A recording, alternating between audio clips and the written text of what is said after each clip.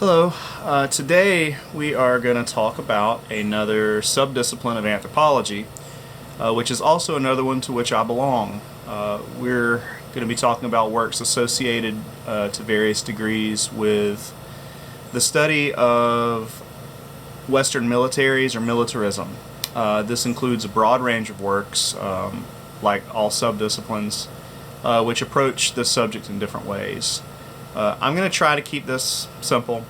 The contemporary study of militaries and militarism does, today at least, generally speaking, a lot of it belongs to the body of works that Ortner referred to as dark anthropology. In this case, rather than looking at the people who are in some overt ways subject to colonial forces, we're looking a little bit more at colonial force itself. Before we get into the readings, there are a couple of things I want to talk about, some controversies in anthropology about military anthropology. There are several things, and as an anthropologist who belongs to the subdiscipline, I know these debates well, and I want to make sure that you know what they are. First of all, there is a position that's held by the discipline of anthropology, by anthropologists at large. This has been spoken by the American Anthropological Association, that part of dealing with our colonial past as a discipline includes the overt commitment to not contribute to military aims today. During the First World War, Franz Boas vocally opposed the usage of anthropologists by the government as spies for military purposes, and that was a thing that was happening at that time. And the American Anthropological Association formally censured Boas. He was one of the founders of that organization, so that's a little strange.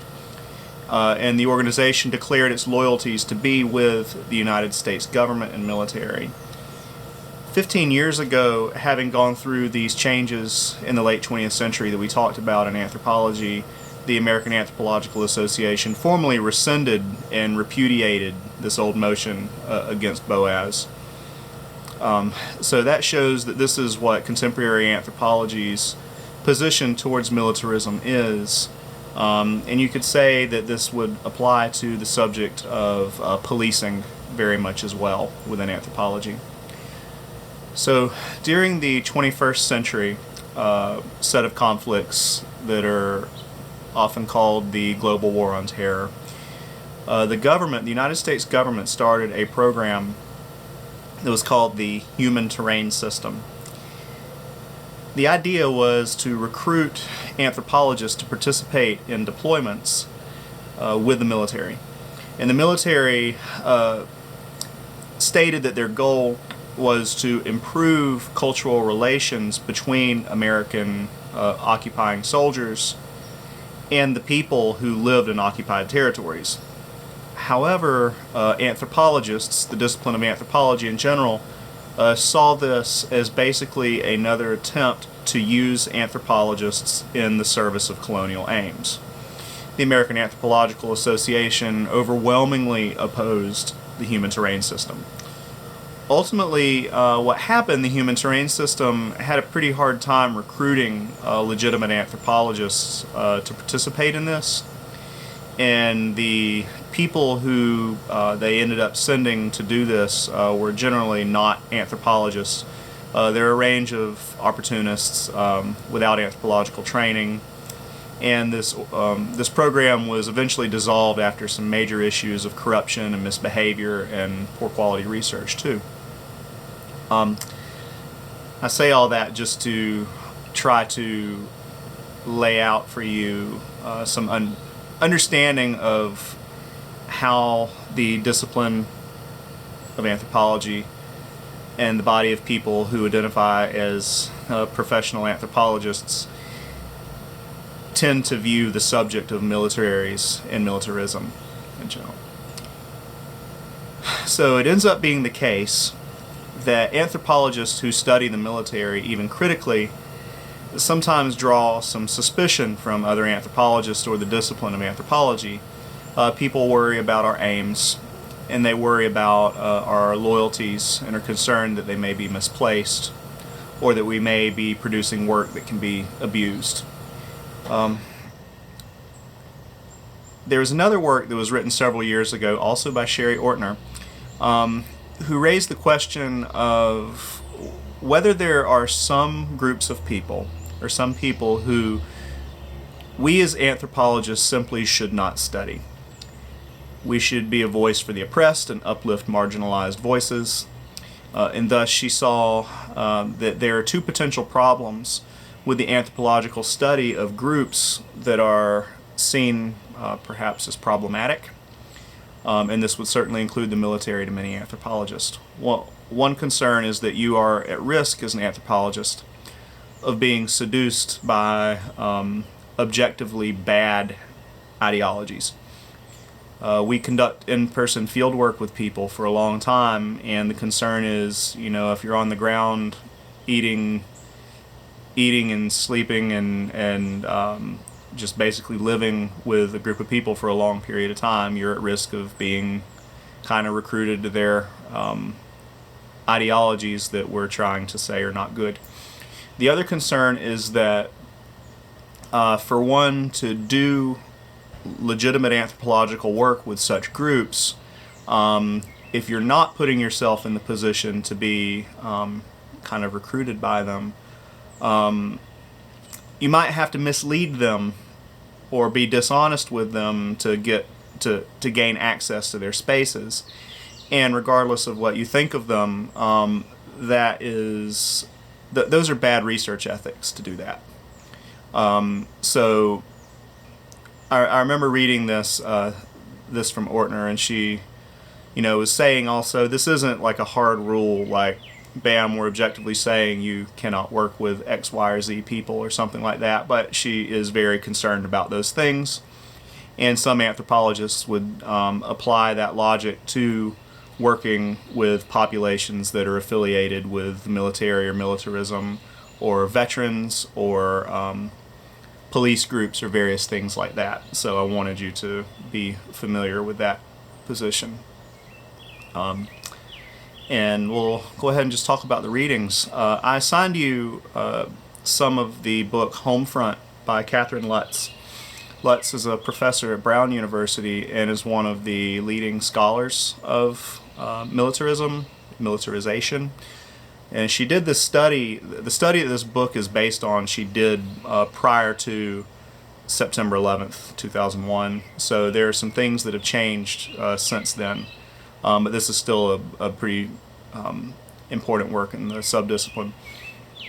So in that era, Lutz's concern was that the idea that is common in the United States, or was even more common at that time, that war is good for us as a nation.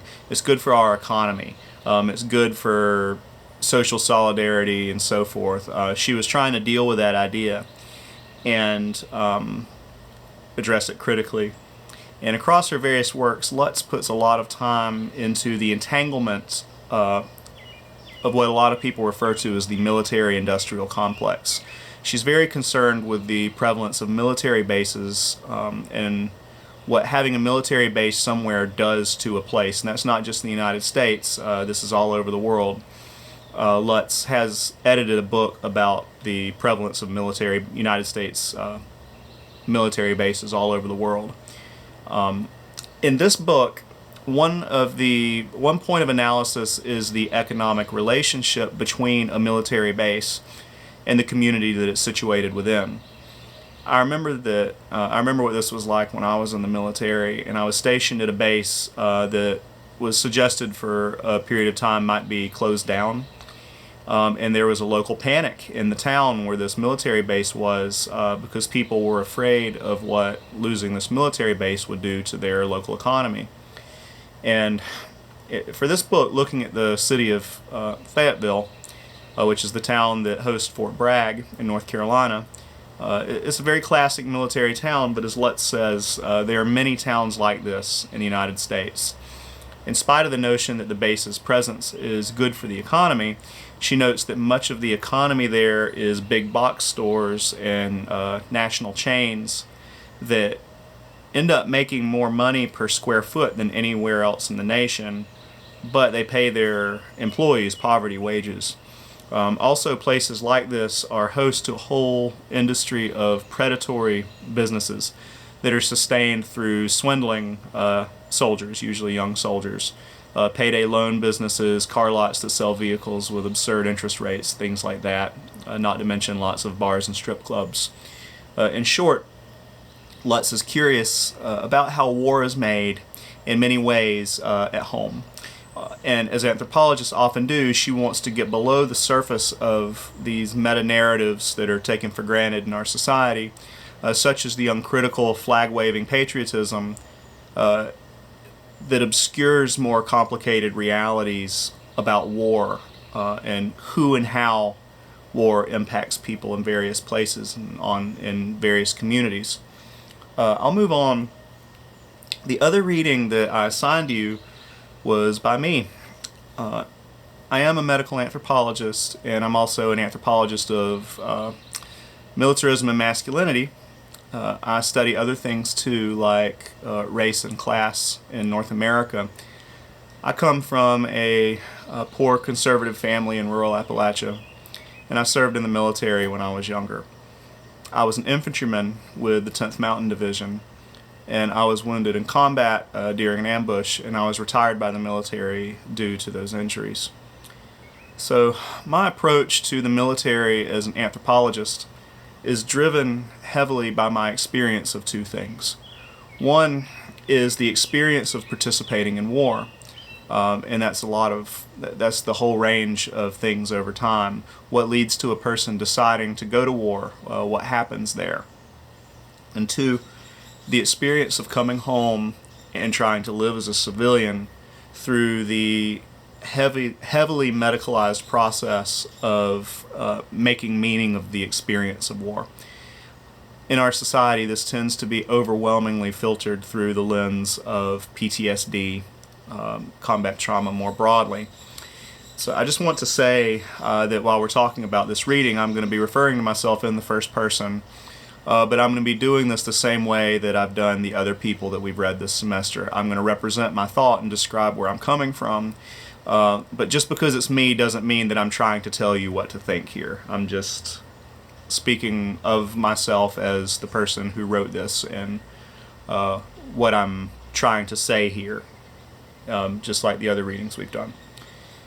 So the experience of going to war and coming home had a big impact on me. I've spent a lot of time looking back on it from where I am now and asking questions like, what is it that made this younger version of me, approaching 20 years ago, think that it was a good idea to do this?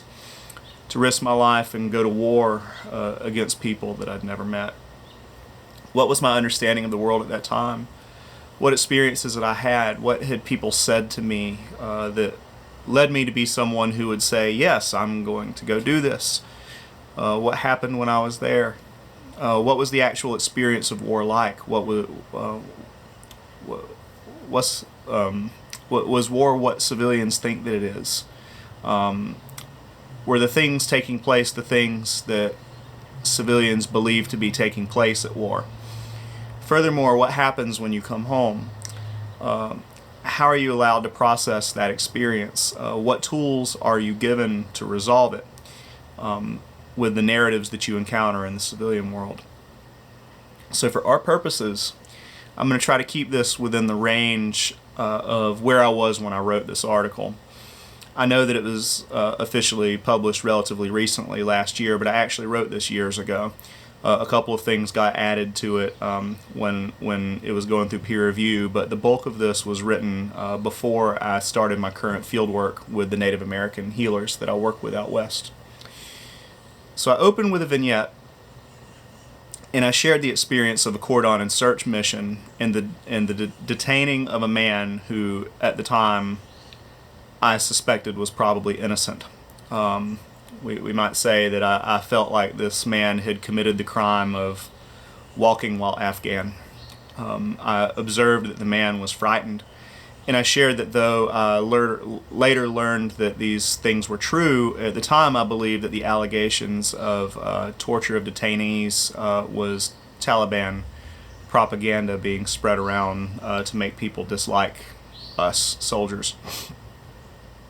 I also, in this piece, I share the stories of a couple of veterans that I interviewed during this research. There are some familiar things across these stories. All of us had experienced trauma prior to the military. All of us went to war believing that within the cultural confines we lived in that we were doing something good. And all of us had the experience of, at some point during our deployments, realizing that we were not doing something good. We all realized that no matter what kind of mental gymnastics we wanted to exercise to protect ourselves from guilt, that we were implicated in what was happening there, and at the very least complicit in the process. And then there's the after-war experience. We saw some of this described in Zoe Wool's work. Veterans come home and find that we have to resolve ourselves with society's expectation of who we are supposed to be. And we're supposed to make sense out of our experience according to society's fantasies about what our experience was and what it meant. And this is where PTSD comes into play in this narrative. Prior to the Vietnam War, there was no PTSD diagnosis. However, people noticed that these war veterans were coming home and they were not okay. When this diagnosis was created in 1980, it went a long way in validating the suffering not just of veterans, but also of people who had suffered all sorts of violence in society, non-military related. However, what has become painfully obvious in the 21st century is that the PTSD diagnosis can be used to oversimplify and sterilize inconvenient narratives of war experience in a way that makes society more comfortable. When other ideas are shared about what might be happening, such as Jonathan Shea's notion of moral injury that I cite in this article that I assigned you, these ideas also become appropriated and can be used in a manner that aims to accomplish the same thing. I mentioned the notion of warriordom at the end of the article, and how after the Vietnam War, there was this kind of countercultural movement that developed of militant anti-government militias that emerged. And to make a long story short, it was very difficult on the sensibilities of a lot of Americans to believe that we lost the Vietnam War and that our mighty, tough American men lost this war to poor, non-white peasants in Southeast Asia. And looking for an excuse, these American men basically blamed American society at large for their loss. They blamed war protesters, the civil rights movement, and feminism for creating a weak society that does not appreciate things like masculine strength, and people who did not stand behind the Vietnam War and support the veterans when they were at war or when they came home. There have been a couple of books written about this phenomenon. My generation of war veterans were growing up while this was happening. And this was a big part of the culture wars of the 1980s and 90s. Today, this kind of warrior mentality